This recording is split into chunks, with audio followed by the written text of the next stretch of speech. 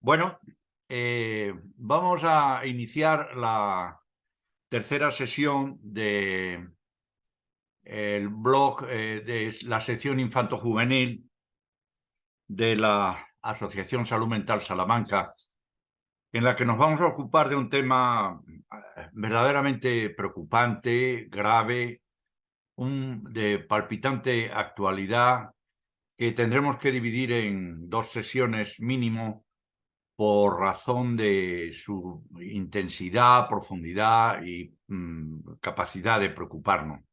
Me estoy refiriendo al tema de las conductas suicidas en la infancia y en la adolescencia. Este tema lo he tratado yo en mi obra de psicopatología evolutiva, precisamente en la obra que dedico a la depresión infantil. Y me ocupé en ese capítulo de la depresión infantil, en ese tema, en ese libro, porque la verdad es que no se puede hacer una referencia total y explícita entre las conductas suicidas o las conductas autolesivas en la infancia con una referencia total y definitiva con la depresión, porque no es cierto. Las conductas depresivas o las conductas autolesivas pueden aparecer en situaciones de depresión, alteraciones afectivas, pero pueden aparecer en otro tipo de situaciones de otro carácter psicopatológico, como en cuadros de corte psicótico o en cuadros de trastornos de la personalidad.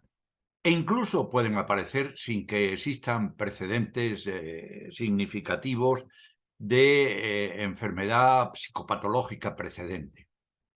Pero lo que es evidente es que no deja de ser un motivo de preocupación enorme.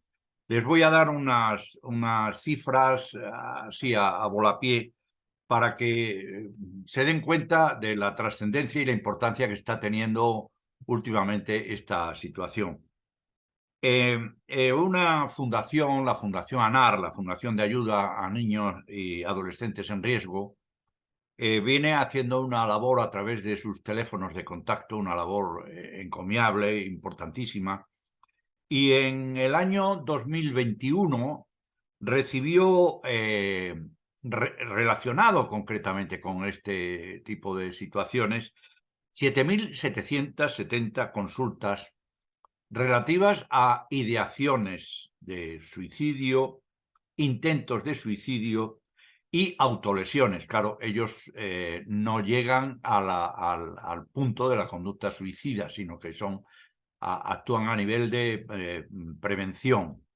De esas 7.770 consultas, atendieron 4.542, de los cuales, de los 4.542 consultas, por ideación suicida fueron 1.961, por intentos de suicidio 748 y por autolesiones 1.833 consultas.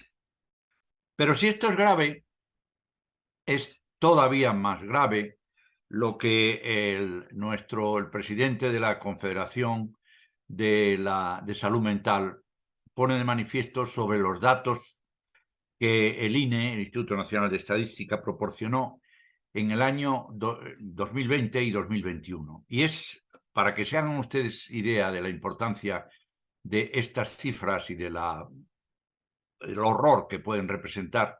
En el año 2021, entre los 10 y los 14 años, fallecieron por conducta suicida 22 personas, 22 niños o niñas. Estamos hablando del año 2021. 22 niños y niñas entre 10 y 14 años. El número de suicidios se había multiplicado el 41% con relación al año 2020. Si se ven las cifras que suceden entre los 15 y los 20 años, del año 2020 al 2021 se habían multiplicado un 9,41% el número de suicidios infantojuveniles, en este caso concreto, juveniles, entre 15 y 20 años. Esto nos pone de relieve que estamos ante un fenómeno sociológico de corte importantísimo, gravísimo. Hay que tener en cuenta que las conductas suicidas es la segunda causa de fallecimientos en la etapa infantojuvenil. La segunda causa de fallecimientos en la etapa infantojuvenil. Pero tenemos que ir haciéndonos ya una serie de cuestionamientos y una serie de preguntas que voy a intentar resumir. En primer lugar, ¿cuáles son las razones por las cuales se haya multiplicado las conductas suicidas en la infancia y la adolescencia? He de decirles, haciendo un paréntesis, que no es un fenómeno exclusivo de la infancia y la adolescencia. Es, para que se hagan ustedes una idea, el número de conductas suicidas consumadas en el año 1980, en total, eran de alrededor de 1.600 suicidios en nuestro país, y en el año 2021 son 4.000. O sea, no quiero dramatizar, no quiero llevar la situación a extremos excesivamente trágicos, pero es una realidad. ¿Y cuáles son las razones que puede haber para que un niño o una niña, un jovencito o una joven tenga la toma de decisión de, en un momento determinado, poder disponer de su vida? Es muy complejo el tema. Es complejo y entonces quizá simplificar podría resultar verdaderamente no científico y no. ¿Por qué? Porque en general es un fenómeno que puede tener una multicausalidad y puede tener, como luego lo comentaremos, una serie de factores de riesgo y una serie luego de factores que precipitan la conducta. Pues bien, desde un punto de vista de las razones, últimamente se ha llamado muchísimo la atención que, independientemente del papel que la propia pandemia en sus connotaciones de aislamiento, de confinamiento, etcétera, puedan tener o pudieran tener con el desarrollo de comportamientos más o menos desviados en el campo de la afectividad, por ejemplo, en el campo de la conducta, ansiedad, depresión, problemas de personalidad, problemas. Hay la mayoría de los autores aceptamos una relación muy directa e inmediata con los nuevos hábitos de la vida. Los nuevos hábitos de la vida están fundamentados en buena parte en la utilización de los sistemas multimedia, a los que yo he dedicado un libro que considero ampliamente documentado, porque me llevó años el poderlo realizar, sobre nuevas tecnologías y psicopatología infantil.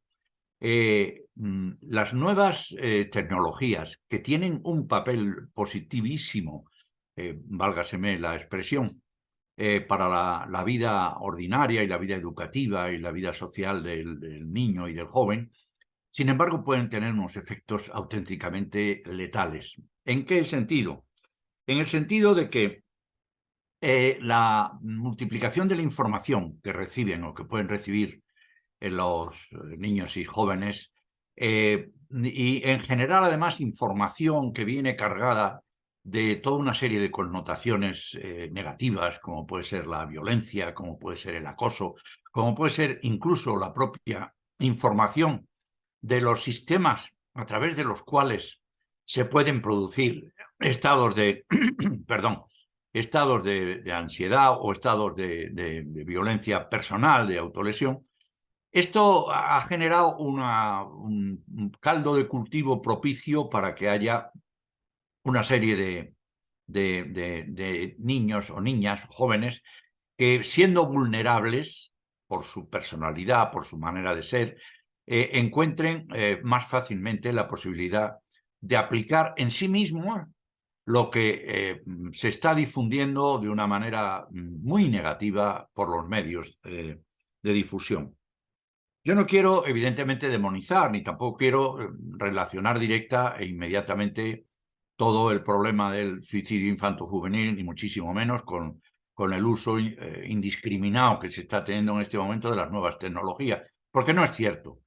Nuestro gran amigo y colaborador en muchas de nuestras organizaciones de jornadas, mesas, José Luis Pedreira, en una publicación excelente que sobre el suicidio y sus estrategias de control hizo en el año 2020, nos decía, y leo textualmente: el incremento de las tasas de suicidio infantil pueden deberse, entre otras cosas, al incremento del desempleo juvenil, a la disminución de la población con edad inferior a los 15 años, al incremento del porcentaje de mujeres que trabajan fuera del hogar, al incremento de las tasas de suicidio, de divorcio, al incremento del clima de violencia social y de la tasa de homicidio, al incremento del consumo de alcohol y otras sustancias de abuso. Hay una relación muy íntima y muy estimable entre el consumo de drogas y de alcohol con intentos o situaciones de suicidio.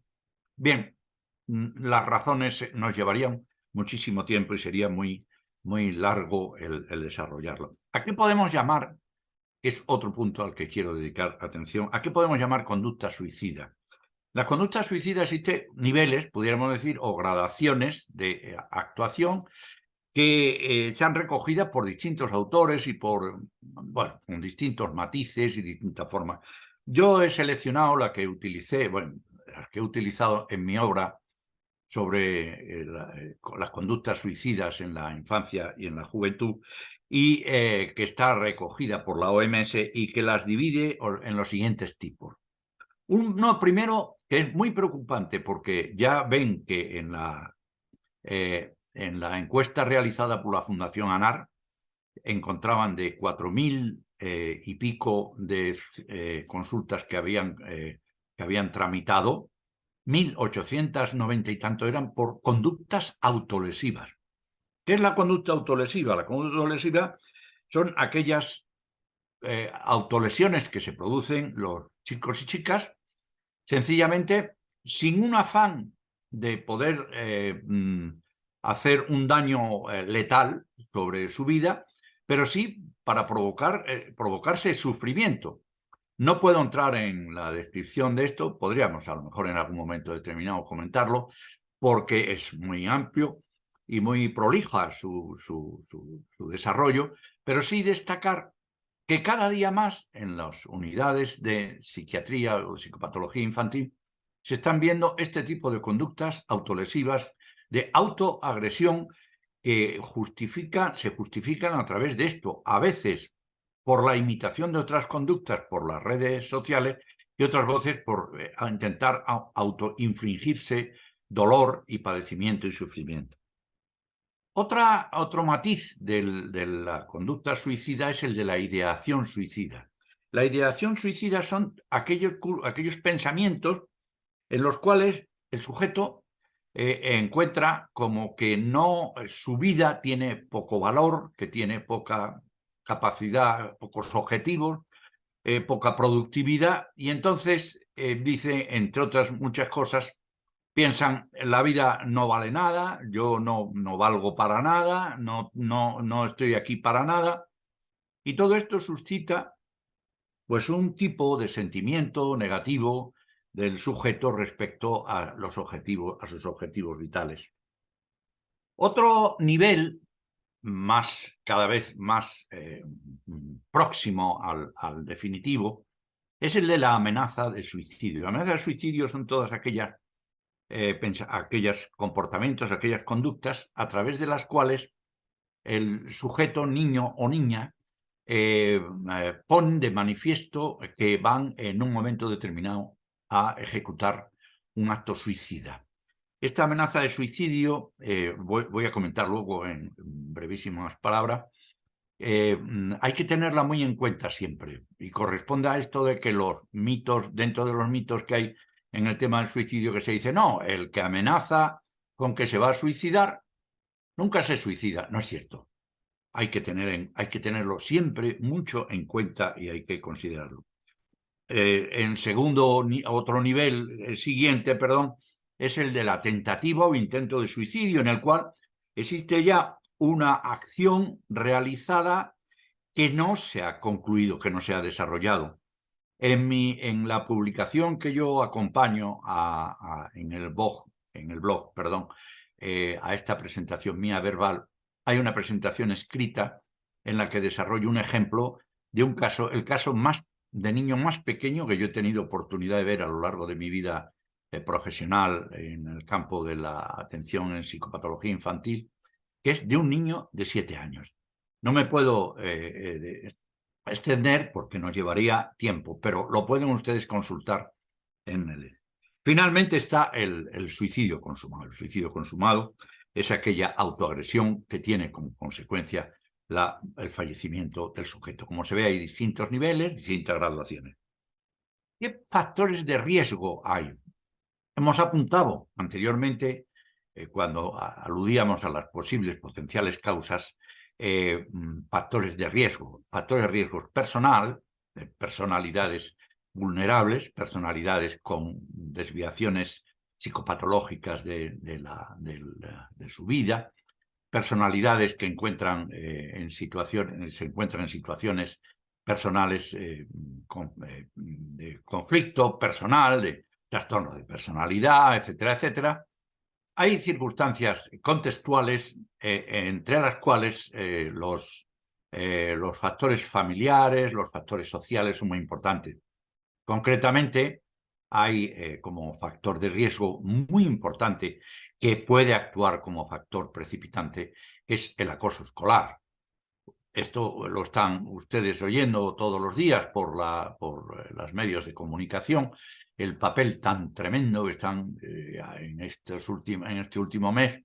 Hemos tenido ejemplos verdaderamente dramáticos, como el de las 2 niñas de Sallent que se suicidaron por situaciones de acoso escolar. O sea que podríamos considerar que hay una serie de factores que pueden ser factores de riesgo implícitos en el niño, o en la niña o en el joven, y otros factores que son precipitantes, que son los que son como la espoleta que pone en marcha Por ejemplo, aquella persona que vive en el caso de niño o una niña, una situación de divorcio o separación de sus padres, una situación de fallecimiento de alguno de sus abuelos, situaciones de fracaso escolar, situaciones que sirven como precipitante de una situación que potencialmente ya podía entrar dentro de él.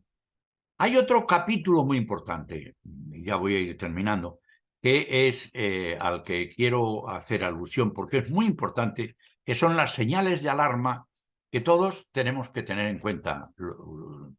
Todas las personas que estamos alrededor de cualquier niño o cualquier niña que puedan potencialmente estar en situación de riesgo, tenemos que tener en cuenta. Y estas señales de alarma pueden ser o bien a través de conductas verbales o de expresiones verbales, que son expresiones del tipo de las que he comentado: no sirvo para nada, la vida es inútil, me siento atrapado, soy una carga para los demás.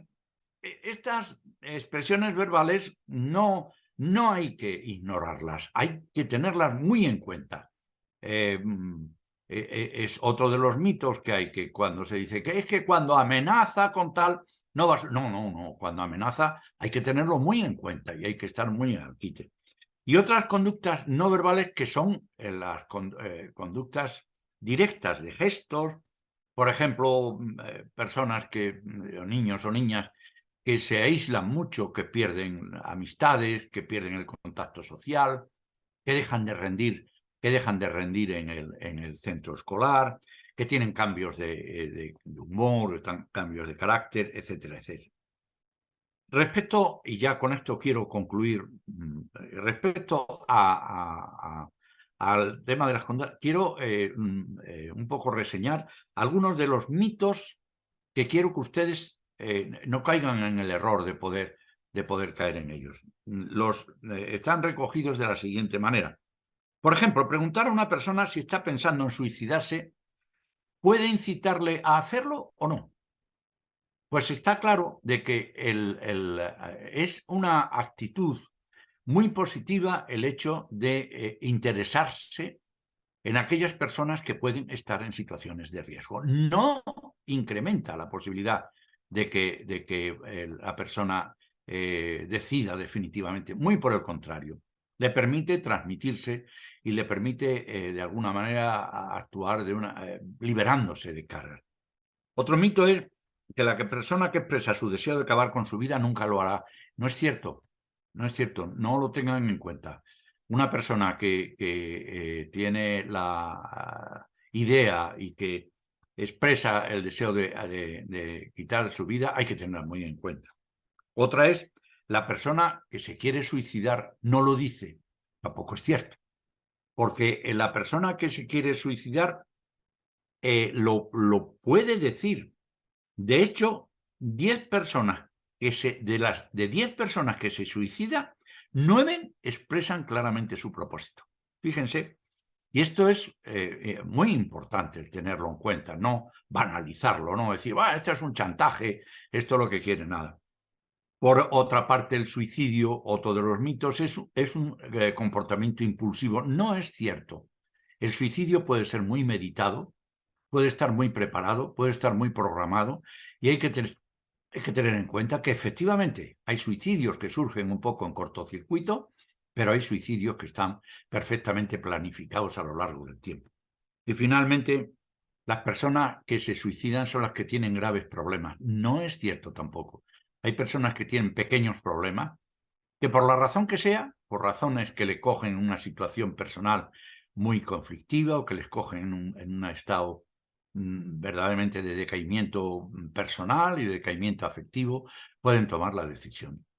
Este es un pequeño resumen de algunas ideas fundamentales del tema de la conducta suicida en la etapa infantojuvenil. En la segunda sesión, la sesión siguiente, voy a intentar hacerles un pequeño resumen de lo que nos parece que pueden ser un poco estrategias generales, no estrategias sanitarias, que bueno, también aludiríamos a ellas, pero estrategias generales para, de alguna manera, un poco que todos tengamos una idea del papel que pudiéramos jugar en algún momento cuando estemos ante una situación de este tipo.